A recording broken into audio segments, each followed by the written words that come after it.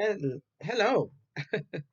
Um, I'm just gonna make a video talking about everything and anything. I am wearing my mother's hat. Now, she was a small lady,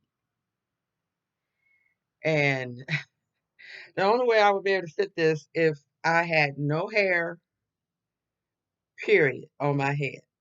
So I have no hair, and I am wearing this hat. My mother, she loved hats. I love hats too. I don't wear them that much. I don't have nowhere to wear them. That's why church was so famous because you had a chance to dress up. You had a chance to wear your fancy hats. You had a chance to go and look and see what else people is wearing. And you got a chance to make yourself a name by being an usher or first lady or Sunday school teacher. I mean, and the church did a lot of stuff for civil rights, and it also ruined people's lives. So you always have to take the good with the bad. Nothing's all good and nothing's all bad. Well, what I wanted to just talk about is family,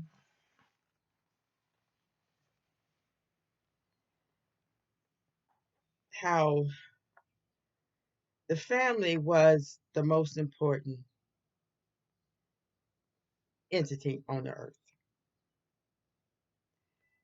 Everybody loved their family, helped each other, was there for one another, and we wanted to see other families do just as good.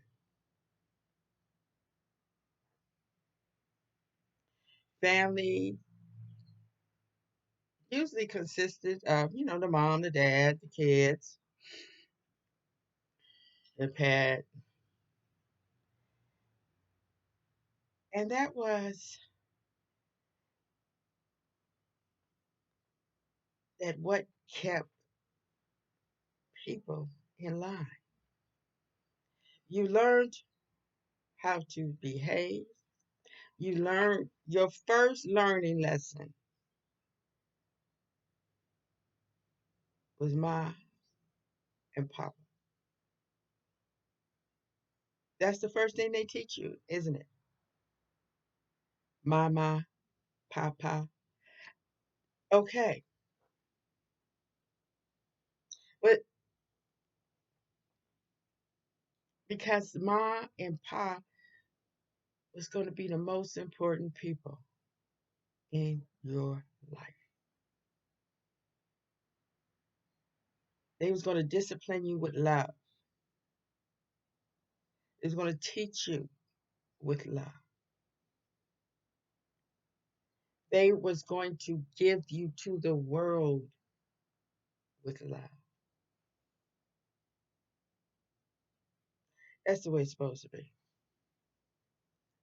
But as you can tell, it didn't happen. It didn't stay. It didn't last long. So that's why we have all this turmoil going on in the world now.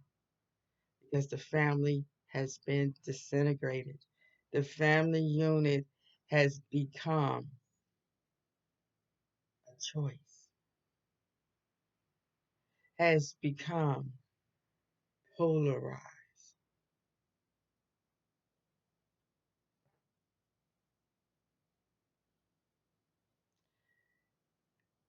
You have a lot of horrible things going on in the family. You have abuse, sexual, physically, mentally abuse.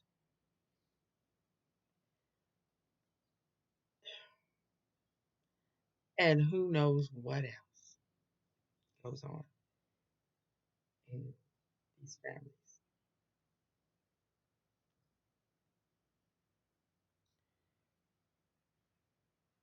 My family was very dysfunctional.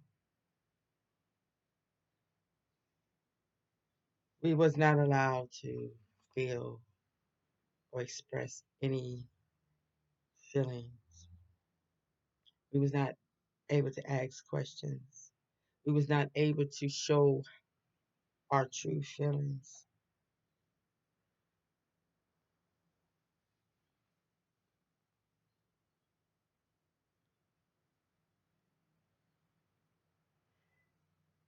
And you know how you're tired of being a victim? You know you're tired of feeling like a victim.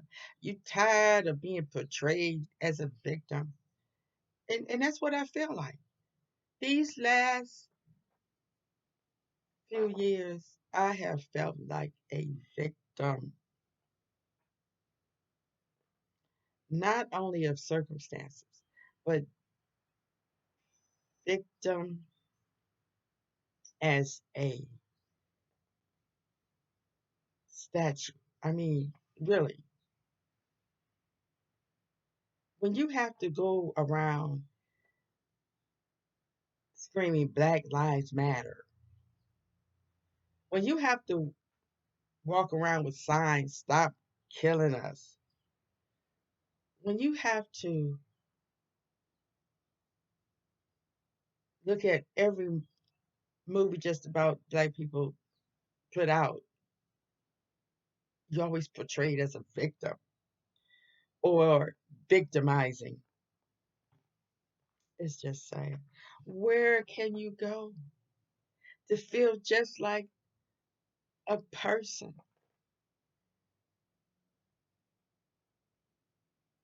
that has every right to be here, to go and come as they please?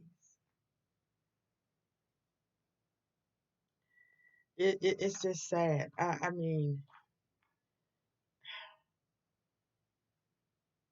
now, all these movie stations, they have these shows on there where you can look at all these black movies. Black back in our days, they were called race movies. Now they're called Black Matter movies that you can see that talks about how we have been abused, victimized, taken advantage of, killed, abused.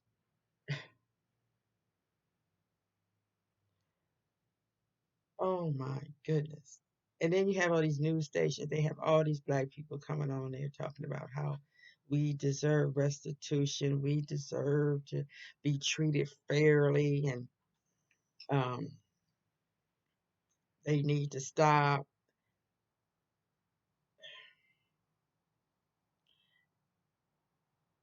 It's been going on since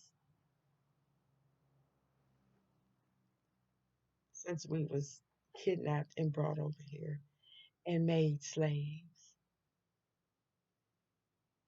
What in the world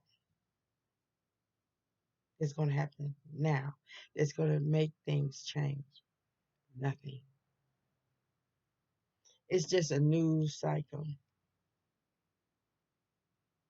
And when we have to sit up every single day and hear about our brothers and sisters being shot dead in the streets, killed by the police, and it's just talk.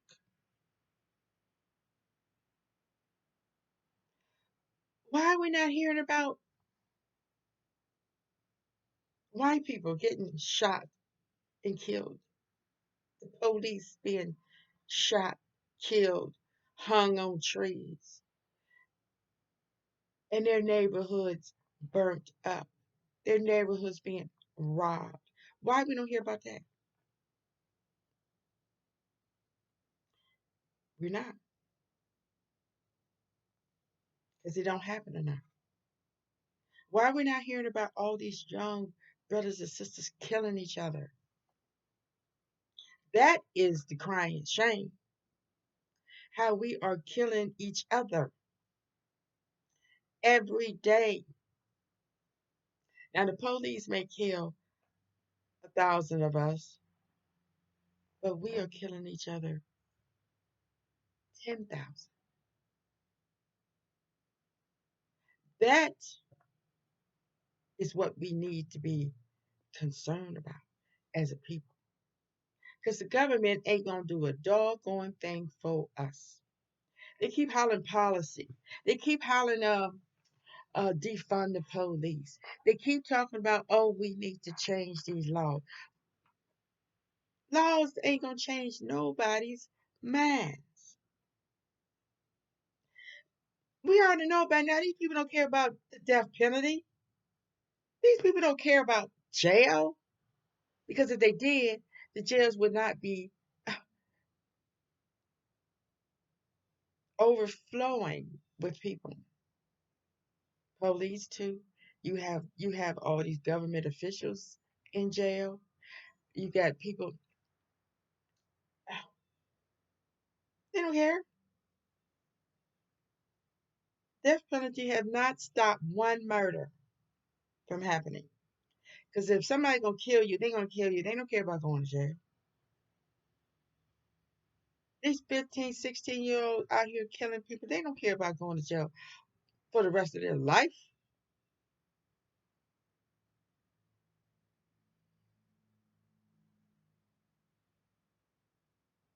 And you always see these people showing these videos about the police, their interaction with the police. Why are you fussing and arguing with the police?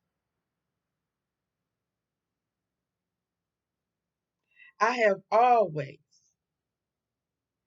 keep my words to my minimum of 2 words every 5 minutes.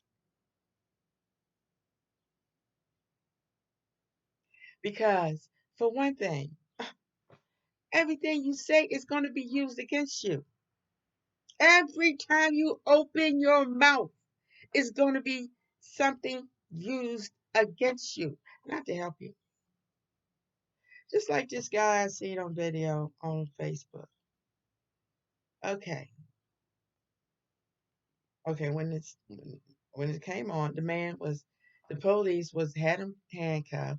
No, was in back of him, talking about you want to be arrested. And the black guy kept saying, "For what? What are you arresting me for? What do you stop me for?"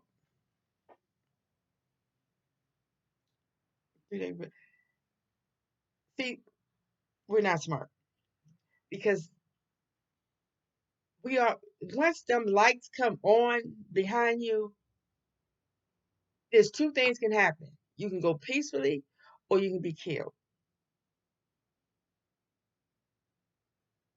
and they both can happen at the same time.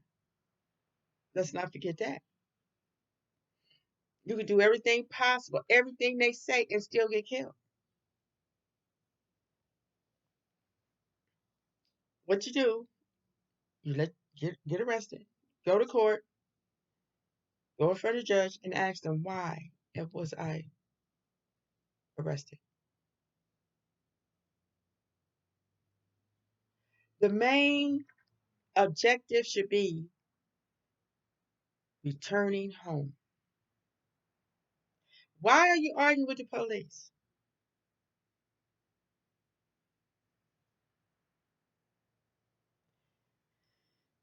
And the only thing we could do, really, until things get better, because they will, you need to stay out the way. Try to stay off the streets as much as possible. And if you do have to get in, if you do have to go out, make sure you're clean. Make sure you're not doing anything wrong. Make sure you're not drunk.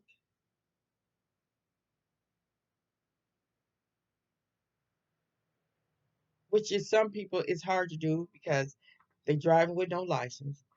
I have seen people driving with no license and expired tags and a broken windshield.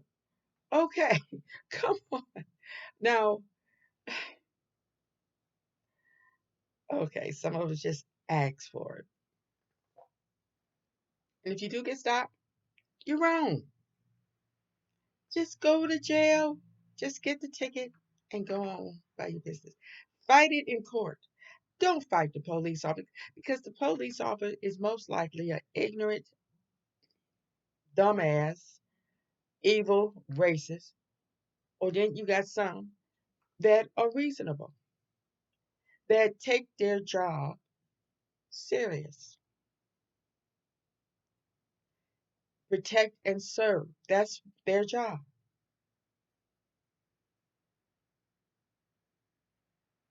And yes, they out there on the highway waiting to see you go by speeding so they can give you a ticket. Yes, that's what they do. They don't give you, oh, you was driving good. Here's a ticket for driving very well. No, they're not going to stop you. They're just going to let you go. But when they do stop you, shut up. Okay? But and I know it is so many. It's probably one getting shot right now as we talk. But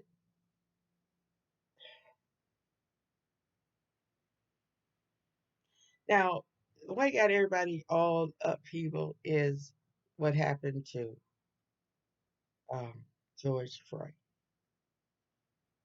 George, I can't never think of his last name. Um, Police officer on his neck for 8 minutes and 46 seconds, something like that.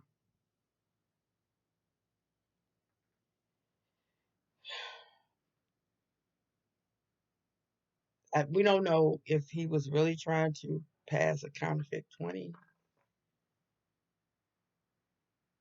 or if he tried to resist arrest or what.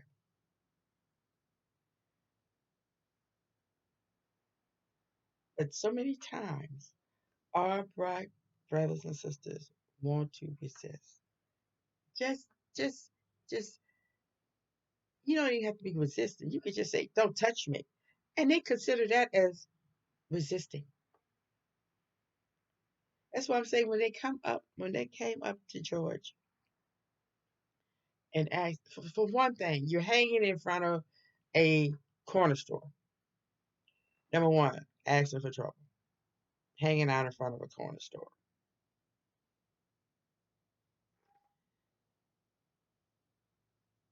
And when they come up and talk to you, you talk like you got some sense.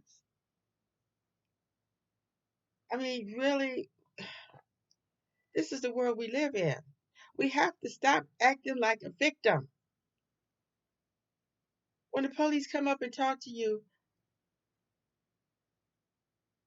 don't act like you're being victimized. Talk like you have that you are a man or a woman that deserve respect.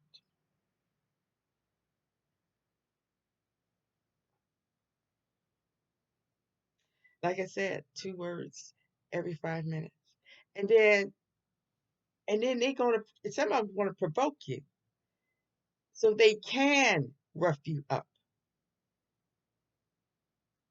You know, until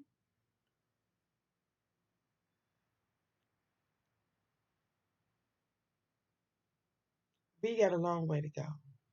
But for one thing, we have to stop acting like a victim. I mean, it's why I try to stay out the way. And of course, I do stuff that can cause me to um, have a bad interaction with the police. We all do. Just going out there, you know. But we have to face it. This is the world we living in. This is the world that we. This is the only world we have. And until we can make it better, we need to stay out the way. We need to treat white people like a virus. We need to stay away from them, just like we stand away from this other viruses.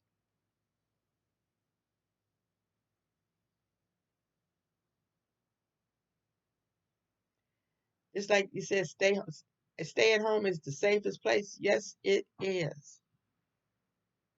We don't have to be out there um, partying and just going out there just to be seen. No, life is more to life than that. We need to be building so we can do bigger, better. See the world. Save up enough money so you can take a trip to see the world, to help others.